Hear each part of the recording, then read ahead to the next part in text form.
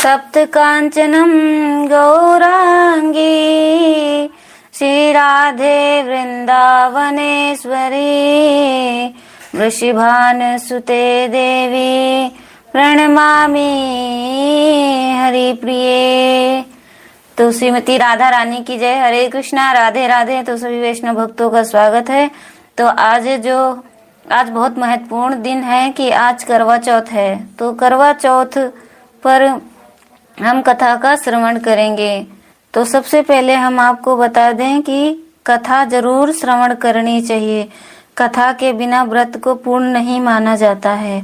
तो चलते हैं हम ज्यादा ना देरी करते हुए कथा की ओर। करवा चौथ का पर भगवान गणेश और वीरवती वाली दो कथा पढ़ी जाती हैं या सुनी जाती हैं। ऐसा कहा जाता है चतुर्थी पर पहले गणेश जी की पूजा करें और फिर करवा माता की पूजा होती है। वक्रतुंड महाकाय सूर्यकोटि समप्रभात निर्विघ्नं कुर्मदेव सर्वे कार्येषु सर्वदा। तो स्वागत है सभी का।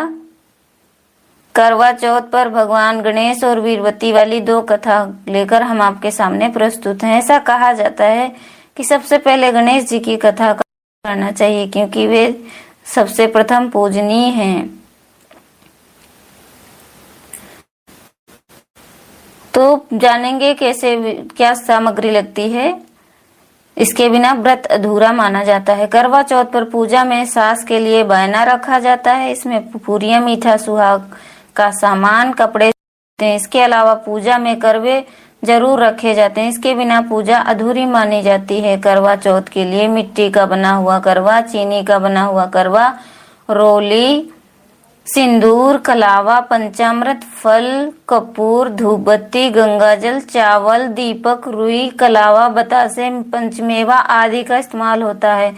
करवा चौथ पर प्रथम कथा बहुत समय पहले की बात है कि एक अंधी बुढ़िया थी। वो गणेश जी की भक्त थी और विधि विधान से रोजाना गणेश जी का पूजन करती थी। एक दिन गणेश जी उस बुढ़िया से प्रसन्न हो गए और उसको दर्शन देकर बोले कि मैं आपकी पूजा से प्रसन्न हूँ, आपको जो वर मांगना है वो मांग लो।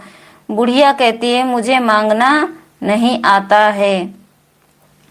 बुढ़िया कहती है मुझे मांगना ही नहीं आता तो मैं क्या मांगू। अपने बेटे और बहू से पूछा। उन्होंने कहा कि धन मांग लो और बहू ने कहा कि पोता मांग लो। तब बुढ़िया ने सोचा कि ये मतलबी हैं, अपने मन की बातें बोल रहे हैं। फिर बुढ़िया ने पड़ोसियों से पूछा तो पड़ोसियों ने कहा कि बुढ़िया तेरी थोड़ी सी जिंदगी बची है, तू अपनी आंखें मांग ले जिससे तेरी बाकी की जिंदगी सुख से बीते। उस बुढ़िया ने बेटे और बहू और पड़ोसियों की बातें सुनकर घर में जाकर सोचा कि क्यों ना ऐसी चीज मांग लूं जिससे बेटा और बहू और मेरा सबका ही भला हो। जब दूसरे दिन श्री गणेश जी आए और बोले कि आपको क्या मांगना है, कृपया बताइए। हमारा वचन है जो आप मांगेंगी वो हो जाएगा, आपका हो जाएगा। गणेश जी के वचन सुनकर बुढ़िया बोली, हे गणराज, यदि आप मुझ पर प्रसन्न हैं तो मुझे 9 करोड़ की माया दें, निरोगी काया दें, अमर सुहाग दें, आंखों में प्रकाश दें, नाती पोते दें और समस्त परिवार को सुख दें, फिर अंत में मोक्ष दें। बुढ़िया की बातें सुनकर गणेश जी बोले, बुढ़िया माँ तूने तो मुझे ठग लिया। तथास्तु कहकर गणेश जी अंतर्धान हो गए। हे गणेश जी, जैसी बुढ़िया माँ की मांगे अनुसार उनकी सभी इच्छाओं को पूर्ण किया है, ऐसे ही सभी की इच्छाओं को पूर्ण करना। करवा चौथ की दूसरी कथा पढ़िए, सुनिए, क्योंकि कथा के बिना आनंद ही नहीं आता है और फिर पता कैसे चलेगा इसके पीछे तथ्य क्या है, क्या वास्तविकता है। एक समय की बात है कि एक साहूकार की वीरवती नाम की बेटी थी। उसके 7 भाई थे। जब उसने पहली बार करवा चौथ का व्रत रखा तो दिन भर भूखी प्यासी रहने से वह बहुत कमजोर हो गई। भाइयों से बहन की ऐसी हालत देखी ना गई। वो उसे बहुत प्यार करते थे। अपनी बहन का व्रत खुलवाने के लिए भाइयों ने युक्ति सोची। उन्होंने पहाड़ी पर दीपक जलाकर चांद जैसा दृश्य बना दिया और वीरवती ने उसे सचमुच चांद मान लिया और कहा कि भाभी चलो चांद निकल आया है।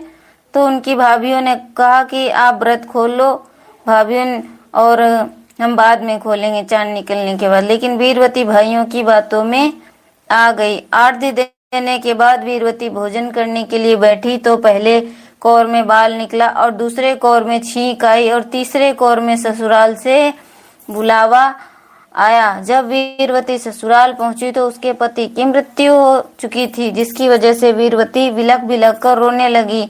यह देखकर वह बहुत दुखी हुई। सच्चे मन से मां पार्वती की पूजा करने लगे। उस समय इंद्राणी ने वीरवती से कार्तिक माह के कृष्ण पक्ष की चतुर्थी तिथि का व्रत करने के लिए कहा।